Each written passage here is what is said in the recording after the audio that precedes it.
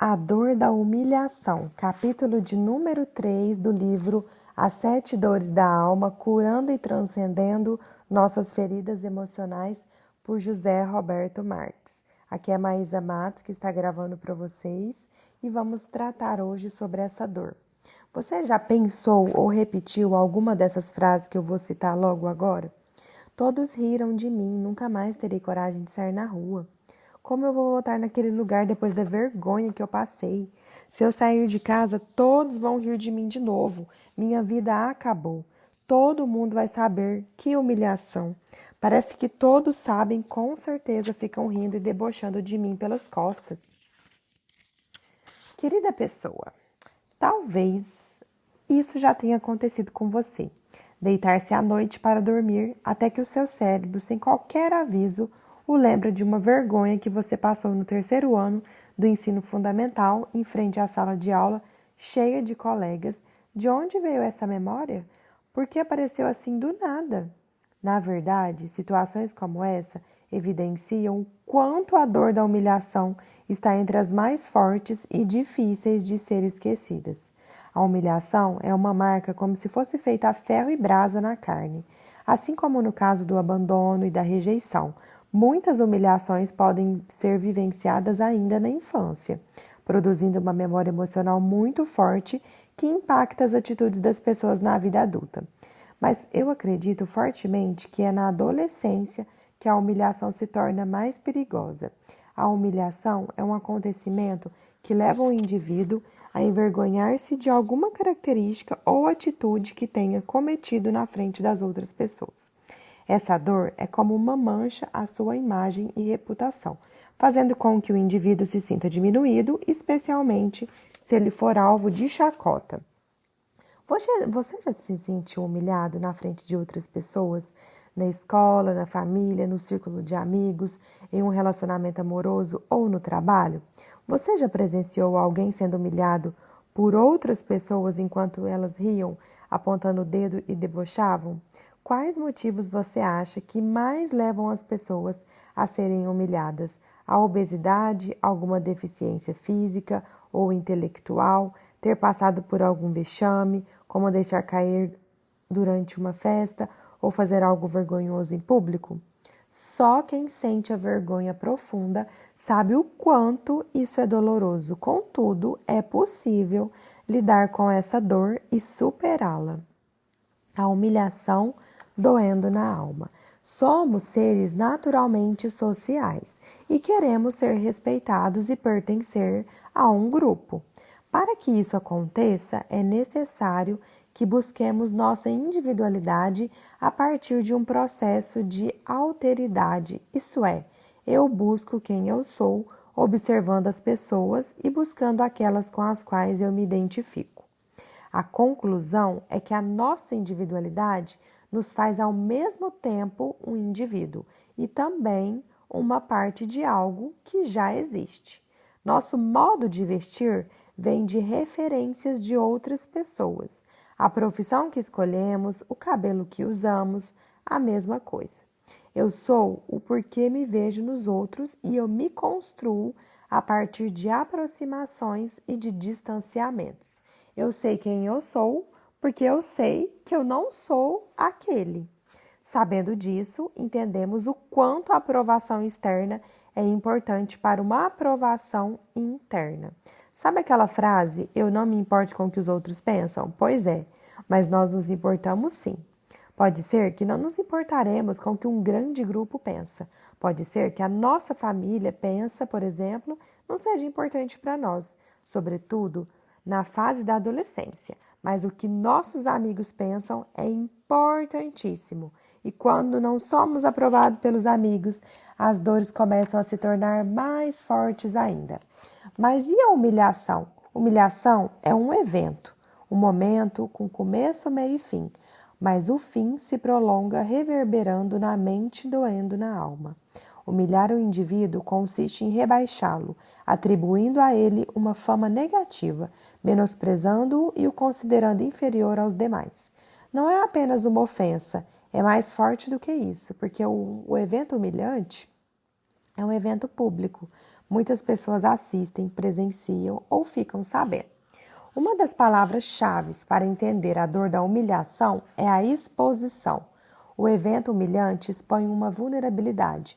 Nesse caso, a pessoa é vítima de zombaria e ridicularização por algo que fez ou por simplesmente ser quem é. Lizzie Bourbon, em 2020, afirma que pequenas humilhações causam grandes impactos ainda na infância. Ela cita que alguns pais chamam os filhos de porquinhos porque sujaram as fraldas, despertando nos pequenos a comparação com o animal sujo. Existem pais que expõem filhos na frente de seus irmãos e até de outras pessoas, mesmo estranhas. Esse aqui faz xixi na cama até hoje. Essa menina chupa o dedo. E assim as crianças crescem sendo motivo de riso já dentro de casa. A criança que ouve os pais reclamando dela para terceiros não sabe nem mesmo dar um nome para o que está sentindo, mas vê no olhar das pessoas que está sendo humilhada. Ela sente que a sua reputação está sendo manchada e é sobre isso que falaremos a seguir. Humilhação acontece em um evento com começo, meio e fim, mas o fim se prolonga reverberando na mente, doendo na alma. O evento humilhante pode se tornar eterno. Adolescência e reputação. Qual é a melhor lembrança da sua adolescência?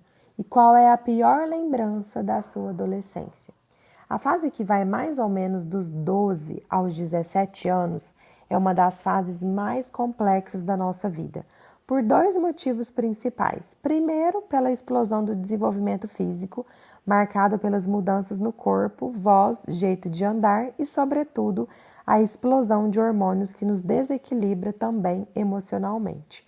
Segundo, pela marca das experiências em grupo. O adolescente não tem a experiência de vida. Para ele, tudo é intenso demais. O presente é o único tempo que existe a ele, e ele não consegue compreender a expressão vai passar. A empatia também não é uma grande marca na adolescência, o que leva esses jovenzinhos, a se ofenderem com frequência, especialmente na escola e agora também no universo virtual. Veja a equação: explosão do desenvolvimento físico e emocional, mais intensidade de vivências em grupo, mais a ausência de empatia e frequentes agressões é igual a eventos humilhantes. Os eventos humilhantes na adolescência surgem como o bullying e o cyberbullying, ambos uma novidade para a minha geração. Na nossa época de escola, todos tínhamos apelidos. Eu era o mais baixinho da escola e sempre tive apelidos relacionados à minha altura. Hoje, aprendi a contar uma história dessa história e não sinto nenhum tipo de desconforto com esse momento. Mas para um menino de 12 ou 13 anos, ainda em desenvolvimento, a realidade é outra. Assim, as humilhações começam a surgir pelas nossas diferentes e características físicas, traços comportamentais, origens culturais, classe social, vestuário, religião, orientação sexual, gosto musical, tudo vira motivo para bullying e ridicularização. As primeiras manifestações de humilhação. Você faz uma vaga ideia de quantas pessoas hoje, nos meus treinamentos e imersões, buscam cura e ressignificação para memórias de dor causada na adolescência por colegas de escola?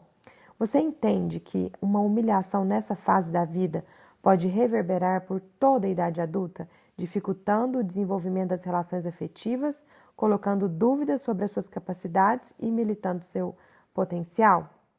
Os adolescentes conhecem pouco essa palavra. Para eles, a reputação é muito importante. Saber que os outros zombam, falam mal, caçoam é quase insuportável. Saber que eles podem chegar em um lugar público e ter seu nome difamado é duro demais. Adolescentes atacam a reputação dos outros adolescentes. Isso gera um círculo de eventos humilhantes. Mas também me faço lembrar que muitas humilhações direcionadas às crianças e aos adolescentes podem partir dos próprios adultos. Há momentos nas formações, após meditação e atividade em grupo, que as pessoas têm a oportunidade de compartilhar suas dores, principalmente quando estão ressignificando esse processo. Eis que um rapaz de 30 e poucos anos, muito bonito, bem vestido, ótima comunicação, que todos julgavam ter uma família perfeita, como uma infância perfeita, nos contou um episódio que ainda hoje lhe tirava o seu sono. Segundo ele, quando tinha 14 anos, foi com o pai, a mãe e o irmão para uma festa de aniversário de um tio paterno. Lá estava toda a família e alguns amigos. Cerca de 50 pessoas, os adultos conversando e bebendo, os jovens nos seus grupos. Ele e um primo foram para onde estavam estacionados os carros. Um primo e um ou 2 anos mais velho estava fumando e lhe ofereceu um cigarro. Como são os adolescentes? São seres curiosos, querem descobrir o mundo, querem experimentar. Ele pegou o cigarro, alguns tragos depois, o pai, que procurava o menino que não parecia há algum tempo, flagrou os dois fumando. O pai desse rapaz ficou enfurecido. Agarrou-lhe pelo braço, arrastou-lhe até o meio da área onde todos estavam, abaixou-lhe as calças, deixando ele quase nu, e deu-lhe chineladas como se ele fosse uma criança. Todos pararam para ver. Os adultos ficaram espantados com a cena, e os outros primos se dividiam entre risos e reações de bem feito. Enquanto ele contava essa história e as lágrimas vertiram-lhe o rosto, ele disse que a memória mais nítida desse dia era o som das risadas. Ele estava de cabeça baixa, não chegou a ver as pessoas lhe olhando, mas escutou cada risada dos outros jovens que, em vez de apresentar-lhe solidariedade, se divertiram com a cena. Quando nu, apanhando pelo seu pai em público, como se fosse uma criança. Ele deixou de ir à escola por alguns dias. Quando retornou, teve aquela queda no rendimento. Acabou reprovando. Algum tempo depois, a mãe notou que ele passou a usar sempre moletom e roupas de manga longa. Ele passou a se automutilar, se machucando com as próprias unhas, com a ponta do lápis, com lascas de madeira que estiverem nas carteiras das escolas e com qualquer outro objeto cortante ou pontiagudo. Quem vivencia a dor da humilhação sente uma vergonha profunda que pode impactar a sua autoestima e suas atitudes nas diferentes fases da vida. Para amenizar esses efeitos negativos, essa pessoa pode criar um falso self de masoquista, que machuca a si mesmo antes de ser machucado por alguém. O falso self do masoquista. O mecanismo psíquico do falso self é o de proteção. É uma personalidade protetora que tenta nos blindar de um novo sofrimento. Por isso, a dor da humilhação faz com que a pessoa zombe de si mesma antes dos demais. Lise Bourbon descreve que o masoquista como um indivíduo que se envergonha de si mesmo, que diz se aceitar, mas sofre inteiramente querendo ser diferente do que é. Tenta ser ágil, mas sofre com a lentidão. Assim, ele passa a fazer piada de si mesmo. Faz piada com a própria altura, a própria aparência, o próprio jeito e a própria situação. O masoquista acredita que os outros só humilham quando sentem que a humilhação tem efeito causando sofrimento. Logo, se ele rir junto e se auto-atacar, o defensor perderá o estímulo e parará. E se ele rir de si mesmo, enfraquecerá o riso dos outros. As pessoas se costumam e acreditam começar a gostar desse sofrimento que impõe a si mesmas, uma vez que ele é menos intenso do que o sofrimento que outras pessoas lhe causam quando as humilham. Ele pode ser mais subjetivo, como as piadas e comentários autodepreciativos, ou mais objetivos, com a automutilação do corpo. Elas usam o riso como um mecanismo de defesa. Em uma avaliação mais rara, parecem ser apenas pessoas comunicativas, engraçadas e piadistas, mas estão tentando encobrir todas as humilhações vividas, a vergonha de si e a falta de autoaceitação. A autocrítica dos masoquistas é sempre ruim, porque precisa ser pior do que a crítica dos demais. Assim, qualquer avaliação externa parece ser um elogio ou pelo menos será melhor que a imagem que faz de si mesmo. Segundo Bourbon, o masoquista, como o próprio nome sugere, está entre as pessoas que menos cuidam de si mesmas, aparência e saúde. Sentem culpa quando se divertem e vergonha quando sente prazer. Constantemente se sentem perseguidas e dizem: estão todos me olhando, estão todos rindo de mim. Aos poucos, desenvolve uma dificuldade considerável para identificar as suas próprias qualidades, quase sempre se vendo com mais defeitos do que têm de verdade. Recriminam-se por tudo e também têm uma forte tendência a assumir culpas que não são suas. As vítimas da humilhação desenvolvem crenças negativas sobre si mesmas. Em alguns momentos, rebelam-se e fazem tudo um exagero: alimentação, trabalho, gastos, sexo, bebida e etc. Logo em seguida, os sentimentos de culpa e de vergonha retornam com força, fazendo com que a pessoa se sinta humilhada novamente. Percebe que não é capaz de ser livre de forma saudável. Comportamento autodestrutivo. O falso self do masoquista provoca um comportamento autodestrutivo, um nome genérico para um conjunto de práticas que levam à autodestruição. O masoquismo faz com que as pessoas castiguem a si mesmas, a mente e a imagem, por meio do riso e da autodepreciação, e o corpo por meio da automutilação, comportamento autolesivo. A automutilação ou autoflagelação é uma prática muito antiga da penitência humana. As pessoas usavam o autoflagelo para expiar seus pecados, punindo a si mesmas por terem se desviado de algum preconceito religioso ou moral. Com o tempo, essa prática foi perdendo espaço e, fora do âmbito religioso, tornou-se um sinal de problemas com a saúde mental. A autolesão pode vir ou não acompanhada de desejo suicida e de outros transtornos mentais.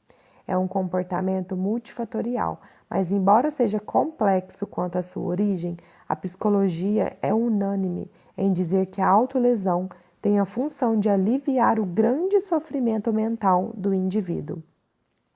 Por não poder alcançar e solucionar a dor na alma, o jovem acaba ferindo o corpo, como se quisesse distrair sua mente, seu emocional, voltando a atenção para aquele ferimento. É verdade também que o comportamento autolesivo pode ser copiado por jovens a partir da vivência em grupo. Quero que você entenda que nem toda pessoa que se machuca tem a dor da humilhação, mas toda pessoa que tem a dor da humilhação na alma tem uma grande chance de desenvolver esse comportamento, assumindo o falso self de quem se machuca antes de ser machucado. Caso a automutilação seja identificada, torna-se indispensável que um profissional de saúde mental acompanhe esse caso. O masoquista se acostumam e acreditam gostar da dor,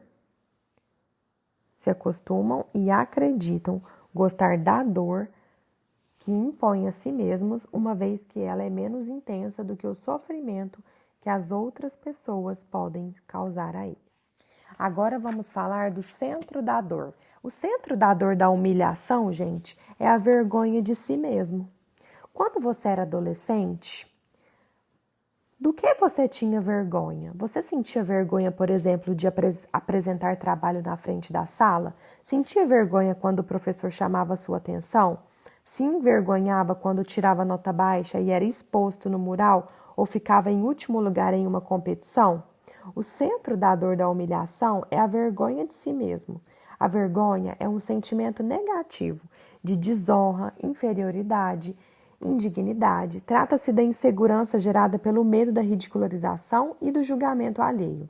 É um tipo de arrependimento de ser quem é, que surge quando percebemos que alguém critica uma atitude que adotamos ou uma característica que temos. A vergonha surge sempre que percebemos que alguma das nossas atitudes foi considerada inadequada dentro de um determinado contexto de normas e práticas. É por isso que a humilhação costuma estar relacionada às expectativas que os outros criam sobre nós. Dessa forma, o sentimento de vergonha pode ser desenvolvido em contextos de controle familiar, religioso, político e social, quando uma pessoa é condenada por outra ou por um grupo de indivíduos, gerando humilhação.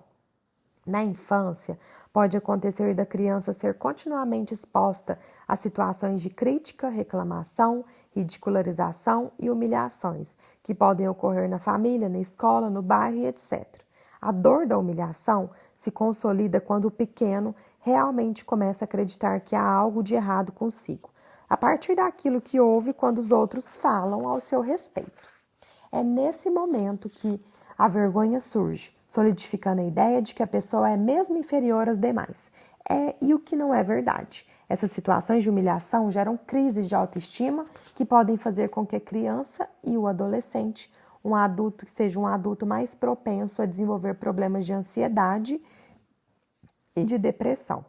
Além disso, a vergonha sentida também pode despertar outra consequência, o desejo da criança e do adolescente de modificar o seu próprio ser para tentar se encaixar na sociedade. Ela reprime o seu próprio jeito de ser em uma tentativa de diminuir as humilhações sofridas, o que até pode funcionar durante algum tempo, mas cobra um preço muito alto, o indivíduo de deixar de ser ele mesmo. Essa perda de autenticidade gera uma perda de felicidade. Ser de luz, ser você mesmo, é um pré-requisito para que você seja feliz. Jamais se esqueça disso. Ninguém é feliz interpretando uma personagem. A vida, assim, não é autêntica e transforma as pessoas em robôs, cujos comportamentos são programados para agradar os outros e não a si mesmos. Não permita que a sua felicidade seja colocada em segundo plano.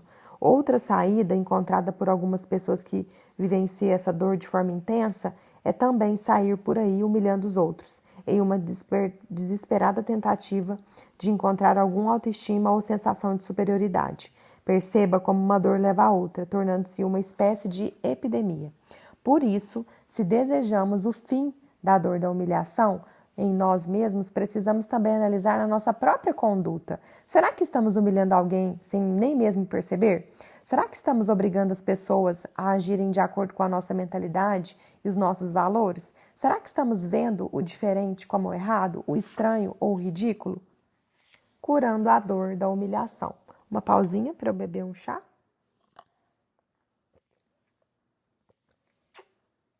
Gente, eu vou dar uma pausa aqui, a Maísa falando. Olha, enquanto eu estava lendo aqui, olha como é importante, né, a gente ter o conhecimento. Enquanto eu estava lendo, eu fui lembrando de episódios da minha fase de criança e de adolescente, onde eu sofri muita humilhação e agora eu tô conseguindo ter alguns insights do porquê eu tenho comportamentos que eu tenho na vida adulta, né? Que eu tinha, porque eu já declaro que eu sou curada e eu não tenho mais. Olha como é importante termos acesso à informação, né? Só temos a agradecer a Deus pela oportunidade de estarmos aqui ouvindo, lendo esse livro. Curando a dor da humilhação. Os humilhados serão exaltados. É uma das frases bíblicas mais importantes para mim. Quantas vezes nós já fomos humilhados? Alguns de nós superaram, outros seguem revivendo essa dor. Mas chegou o momento da exaltação. Sim, é possível parar de reviver um momento humilhante. É possível cortar o vínculo com essa memória de vexame, de dor e exposição. É importante também que as pessoas, tanto na infância e na adolescência, como na idade adulta, aprendam a se defender diante das situações de humilhação, de modo que isso não se torne um trauma. Para tanto, há alguns comportamentos sugeridos. Confira-os na sequência. Primeiro, para curar a memória da humilhação, reconheça que você tem valor. A dor da vergonha e da humilhação só surge de verdade quando em algum momento nós acreditamos nas palavras daqueles que nos humilhou. Quanto mais você souber quem é de verdade, mais difícil será acreditar nas palavras que as outras pessoas jogam ao vento a seu respeito. Isso o tornará alguém mais forte e autoconfiante. Assim, você terá descoberto o seu valor pessoal. O valor da própria aparência. Se você é uma pessoa adulta e foi muito julgada na adolescência por sua aparência, entenda que não havia nada que você pudesse fazer para ser diferente. Hoje, talvez você tenha uma aparência diferente e não sofra mais com os julgamentos, mas revive as humilhações. Se você convive com algum adolescente que tem uma aparência que pode ser por motivo de julgamento, faça ele compreender que você sabe como se sente. Valorize cada traço do seu rosto, respeite o corpo que você tem, é nele que você vive e ele é o veículo para você neste mundo. Se isso não tiver valor suficiente para você, nada mais terá. Racismo, gordofobia, homofobia, capacitismo são ferramentas terríveis de humilhação, mas você tem o direito de ser como você é. Valor próprio é o contrário de autodepreciação.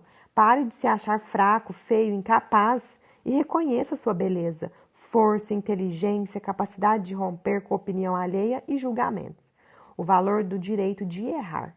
Somos duais, somos luz e somos sombra. Somos maravilhosos e péssimos, somos capazes de coisas incríveis e de coisas terríveis. Se você fez algo que te expõe e foi motivo de riso, vexame, humilhação, aceite que você tinha o direito de errar. Todos nós temos. A adolescência é realmente uma fase complexa para as emoções humanas e o erro é visto como algo reprovável, mas o seu direito de errar é inerente à sua humanidade. Se somos humanos, erramos e acertamos. E quando erramos, olhamos para nós mesmos e dizemos: como eu faço para não errar novamente? Número 2. Para lidar com a autodestruição, trabalhe as suas emoções. Nos anos mais recentes, a autolesão começou a aparecer com mais frequência nas escolas, com adolescentes feridos, braços, pernas e barriga. Não por acaso esse aumento de comportamento autolesivo aparece no momento em que o cyberbullying ganha espaço. Muitos casos de adolescentes sendo humilhados na internet, com vídeos e fotos íntimas sendo expostos, algumas falsas. Por conta desse fenômeno, muitas secretarias de saúde de estados e municípios passaram a publicar cartilhas que ajudam as mães e os pais e professores a identificarem esse comportamento e também a saberem como lidar com ele. Para os estudiosos do assunto, são relevantes dois tipos de autolesão. Quando não vem acompanhado da reação suicida, número 1, a autolesão de função intrapessoal, número 2, a autolesão de função interpessoal. Vejamos o esquema abaixo. Função da lesão. Existe dois, eu vou tentar, porque aqui tem uma imagem, gente, mas eu vou tentar desenhar aqui. Então, imagina aqui que tem um quadrado em cima, escrito funções da autolesão, ok? Então, ele vai dividir em dois lados. Primeiro, interpessoal e a segunda, intrapessoal. O interpessoal seria uma punição aos outros e uma influência interpessoal e comunicar o nível de angústia. Agora, o intrapessoal já seria regulação emocional, autopunição. E dentro de regulação emocional, nós teríamos escapar dos estados de desconforto, induzir estados emocionais positivos e desejados, ok? Vamos lá. Perceba ser de luz. Só um minutinho, só uma pausa. Perceba ser de luz, aquilo que venho estudando e dizendo há algum tempo. É a nossa relação intrapessoal, ou seja, o autocuidado, o autoconhecimento, a autoestima, entender e gerenciar as próprias emoções, que no esquema acima os cientistas chamam de regulação emocional. O grande segredo para a nossa cura interior, e sempre que eu disser cura, entenda equilíbrio, ok? A autopunição do masoquista é uma tentativa de regular suas emoções, equilibrar sua vida interior, escapar dos estados desconfortáveis. Quem se mutila sente dor, mas no fundo está buscando induzir estados emocionais positivos. Por isso, as dores da alma precisam ser observadas e consideradas. Gente, eu preciso fazer um parêntese aqui, porque assim, a gente está falando sobre mutilação, sobre corte, sobre você se machucar, mas existe um machucar muito, muito forte também, que não deixa de ser grave, que seria não só dor física, como causada por um corte, uma queimadura, mas a dor da própria alma. Quando você faz aquilo que não é da sua vontade, quando você está fazendo algo que não faz parte do seu propósito de vida, daquilo que Deus te criou para ser, você está se machucando, se mutilando. Você está se punindo, autopunindo. Então, às vezes, você estar se relacionando com uma pessoa que te faz mal é autopunição. Você está aceitando pessoas no seu convívio que estão te machucando todos os dias, que estão minando a sua energia, é autopunição. Então, assim, aqui é a Maísa falando agora, eu fiz um parênteses, e depois a gente pode até falar mais sobre isso, posso gravar um vídeo à parte sobre isso, porque eu me autopuni por muitos anos da minha vida. Eu fui casada por 10 anos com uma pessoa que eu tava. Não é culpa da pessoa, longe de mim. Hoje eu sei o poder da autorresponsabilização, mas eu estava com uma pessoa que eu não queria estar e eu estava me deixando, me machucando, eu estava me autopunindo. Sem necessidade, entende? Mas depois a gente pode fazer um vídeo só sobre isso, que fala muito sobre relacionamento também. Voltando à leitura, ok? Sobre como devemos agir, a mesma cartilha do Ministério da Saúde propõe algumas questões, que trago aqui para o trabalho com criança e adolescente. Reconheça sinais de depressão em adolescentes e ajude-os a perceber se isso está acontecendo com eles. Aborde o assunto de maneira clara e aberta com os adolescentes. Pergunte como está se sentindo e no que está pensando e fale sobre seus comportamentos em relação a esses sentimentos e pensamentos. Ofereça apoio para que os adolescentes possam se expressar livremente. Evite críticas e evite julgamento. Tente escutar o que o adolescente tem a dizer e seja empático, não oferecendo apenas estratégias para resolver o problema, mas fique atento aos sinais de alerta, verbais ou comportamentais da autolesão do adolescente. Ofereça ajuda quando perceber essa demonstração. Providencie ajuda profissional e se entender que a gravidade do caso está aumentando. Encoraje o adolescente a ficar atento aos amigos e aos colegas e a reportarem aos adultos se observarem qualquer indício de automutilação e ameaça sugestiva de suicídio. Muitas vezes, os adolescentes irão informar primeiro aos amigos ou colegas sobre o que está sentindo, sendo possível auxiliar essas pessoas como agir nessa situação e sobre como oferecer ajuda. Mas se a cura vem pelo trabalho com as emoções, como fazemos isso? De forma prática, o que fazer para curar a dor da alma humilhada e driblar o falso self do masoquista? Ler este livro é um princípio, é uma tomada de consciência cognitiva de possíveis enfrentamentos que você pode estar vivenciando neste momento.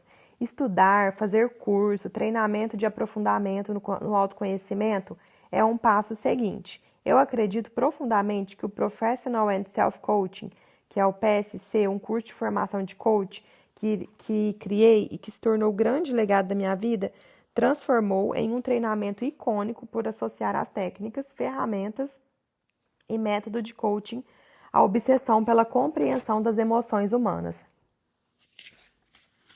É verdade que muitas vezes será necessário um acompanhamento psicoterapêutico, considerando as diferenças das abordagens e respeitando os limites éticos. A associação entre acompanhamento de um profissional de saúde mental e um coach tem se mostrado profundamente eficaz, o que tem levado, inclusive, muitos psicólogos, psicanalistas e médicos a se formarem coaches. Aprenda a não se colocar em situações humilhantes e não aceitar esse comportamento dos outros. Sempre que alguma situação te desagradar, deixe claro para a pessoa que você está desconfortável. Pode ser que nem a própria pessoa tenha percebido que os comentários dela estão sendo humilhantes para você. Não se torne vingativo. Dar o troco na mesma moeda intensifica a dor na alma e ela persiste em vez de ir embora. Diga que você está receptivo às críticas verdadeiramente construtivas e só ria de si mesmo quando for algo engraçado e não depreciativo. Se você começar a se sentir envergonhado pelas palavras de alguma pessoa, retire-as. As pessoas continuam a falar apenas quando há audiência. Se alguém para ouvi-la, a pessoa provavelmente vai perceber que falou o que não deveria e que está humilhando você. Você pode fazer com que a própria pessoa perceba que a conduta dela não está sendo bacana. Basta utilizar frases do tipo: você está tendo um dia ruim? Falar essas coisas a respeito faz com que você se sinta melhor consigo mesmo? Falar essas coisas resolve o problema? Assim, você transfere o foco para o agressor sem agir com ele. Por fim, esta talvez seja a mais importante das dicas para curar a dor da humilhação, conhecendo a si mesmo. Havia uma menina que na escola mentia que o pai era empresário porque tinha vergonha da profissão do pai. Mentia que havia passado férias na praia quando não tinha dinheiro para viajar. Havia uma jovem que descia 5 quadras antes do trabalho, pois tinha vergonha de que a vissem descendo do ônibus, se sentia humilhada por ser a única da empresa que não tinha carro. Havia um rapaz que inventava namoradas e namoradas, chegava a manipular fotos porque se sentia humilhado por ser o único dos amigos pelo qual nenhuma garota parecia se interessar. Havia um homem que dizia para todas as pessoas que moravam em um bairro quando morava em uma comunidade e tinha vergonha que as pessoas soubessem onde ele realmente morava. De tanta vergonha de si, as pessoas acabam deixando de ser o que realmente são. Tenha a ousadia de assumir a sua história, assumir o seu direito de errar, assumir as suas vulnerabilidades e dê aos eventos humilhantes o espaço que eles realmente merecem. Não faça desses eventos um marco na sua vida. Ai, gente, finalizamos a leitura desse capítulo. Meu Deus, eu não estava dando nada para esse título. Mas eu acabei de descobrir que ao ler de novo esse livro, que eu já li uma vez, olha para você ver como é importante a gente reler, ouvir o mesmo conteúdo, né? Que eu sofro da dor da humilhação. Cada hora, assim, eu sinto que o Espírito Santo ele vai revelando pra gente o que a gente sente, sabe? E tá tudo bem. Não é para ser vítima, é para ser curada. Conhecereis a verdade e a verdade vos libertará. Essas foram as palavras de Jesus. Mas como é que eu conheço essas verdades, igual você tá falando? Existe um versículo que está antes de João 8,32, que é o João 8,31, que fala: permaneça em Deus. Permaneça acreditando, permaneça tendo fé, permaneça buscando a palavra, que Deus vai te entregar no momento oportuno, no momento certo. Ele vai trazer revelações para você para aquele momento. Porque a cura, gente, o processo é um passo de cada vez, não é tudo de uma vez. E Deus sabe o momento certo para cada coisa. E Ele está com você em todos eles que você vai ter que passar. Então, vamos fazer o resuminho do final desse livro. O que nós aprendemos, então, nesse capítulo? Que a humilhação é uma dor que está ligada à nossa imagem e reputação.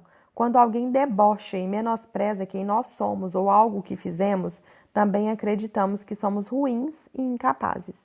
A humilhação é um evento, um momento com começo, meio e fim, mas o fim se prolonga reverberando na mente. As piadas, as risadas e o escárnio marcam a memória como um ferro em brasa marca a carne. Por isso, a humilhação se torna tão difícil de superar. A dor da humilhação pode surgir muito forte na adolescência, porque nessa fase estamos construindo uma imagem de nós mesmos e estamos em busca de pertencer a algum grupo. O falso self do masoquista é uma tentativa da mente de não sofrer com o riso dos outros, rindo e humilhando a si mesmo e muitas vezes castigando também o próprio corpo. O comportamento do masoquista é autodestrutivo, de autolesão e autodepreciação. Ele se destrói física e mentalmente, deixando de cuidar de si mesmo e ressaltando sempre suas imperfeições, erros e problemas. O centro dessa dor é a vergonha de si mesmo, um dos sentimentos mais complexos de se superar, pois acarreta a perda do amor próprio. A cura dessa dor vem com o reconhecimento do direito de errar e da construção do amor próprio, dando-se e exigindo respeito. E assim nós finalizamos a leitura do capítulo de número 3. O capítulo 4, nós vamos falar da dor da traição. Quem nunca foi traído, né, gente? Mas, enfim, eu estou finalizando essa leitura muito satisfeita, muito feliz em ter descoberto essas verdades. Eu queria muito saber se algo tocou em você. Eu queria muito que você deixasse nos comentários o que Deus falou contigo nessa leitura, porque o processo de escrever, de falar com alguém sobre isso, de indicar essa leitura, esse livro, esse áudio, vai fazer com que você se torne mais firme e mais convicto da cura que você acabou de receber. Porque você acabou de receber uma libertação. Porque o que liberta é a verdade. E você acabou de receber verdades do porquê você age da forma com que você age. Então, eu gostaria muito que você me enviasse uma mensagem, que você me falasse. Ou, se você não sentiu nada, Peça a Deus para revelar alguém que você precisa compartilhar essa informação que pode estar sofrendo também. E não deixe de pensar que nada é por acaso, que às vezes não está acontecendo com você, mas peça para Deus te mostrar uma pessoa próxima de você que pode estar passando por essa dor da humilhação ou essas outras dores que nós estamos comentando aqui nesse livro. Tá bom? Fiquem com Deus e até o próximo áudio.